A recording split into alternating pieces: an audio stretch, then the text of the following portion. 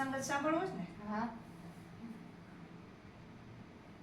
એક સમયે છે ને બેટા, ભગવાન કૃષ્ણ અને અર્જુનજી બંને એક નદી કિનારે હતા.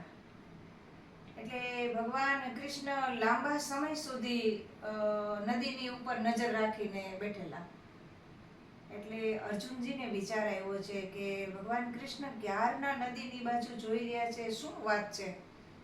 એટલે પછી અર્જુનજીએ પૂછ્યું ન રહેવાનું એટલે કે ભગવાન તમે ક્યારના નદી બાજુ જુઓ છો તો વાત શું છે કે?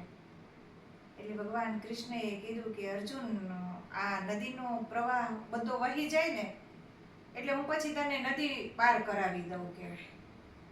એટલે અર્જુનજી હસવા લાગ્યા કે એ તો પ્રભુ શક્ય નથી, કારણ કે આ તો નદીનો પ્રવાહ તો સતત ચાલુ ને ચાલુ જ રહેવાનો છે.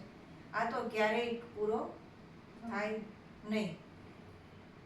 એટલે કે નહીં પ્રભુ, તો આ તો મારા માટે શક્ય નથી, આ પ્રવાહ પૂરો થશે નહીં, તમે મને કઈ નદી પાર કરાવી શકશો ને પેલી બાજુ લઈ જઈ નહીં શકો.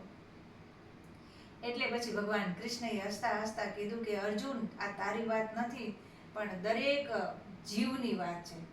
આ જગતના તમામ જીવની વાત છે. કારણ કે બધા જ જીવો હંમેશા આવું જ બોલતા હોય છે કે એક જવાબદારી મારી પૂરી થઈ જાય ને પછી હું પ્રભુ ભજન કરીશ. આટલી જવાબદારીમાંથી હવે હું મુક્ત થઈ જાઉં ને પછી બસ મારે સેવા જ કરવી છે. આટલી જવાબદારી પૂરી થઈ જાય પછી બસ હવે મારે મોજે મોજ કરવી છે. પણ દરેક જીવનું આવું છે, જેમ નદીનો પ્રવાહ એ ક્યારેય પૂરો ન થાય એવી રીતે સંસારમાં જીવ આવ્યા પછી અંત સમય સુધી, છેલ્લા શ્વાસ સુધી કંઈક ને કંઈક એની જવાબદારી હોય છે. જવાબદારીમાંથી ક્યારેય મુક્ત થવાતું નથી, પણ એની અંદર સમયને સાધવો પડે છે. અને આપણે કીધું છે ને કે એકવાર હાથમાંથી નીકળેલો સમય અને મુખમાંથી બોલાયેલો શબ્દ ક્યારેય પાછો ફરતો નથી.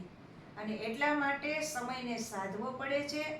અને જવાબદારી હોય કે ન હોય, પણ પરમાત્માએ મને તમને જે 24 કલાક આપેલી છે એમાંથી થોડોક સમય પ્રભુને અર્પણ કરવો પડે છે. ઓમ.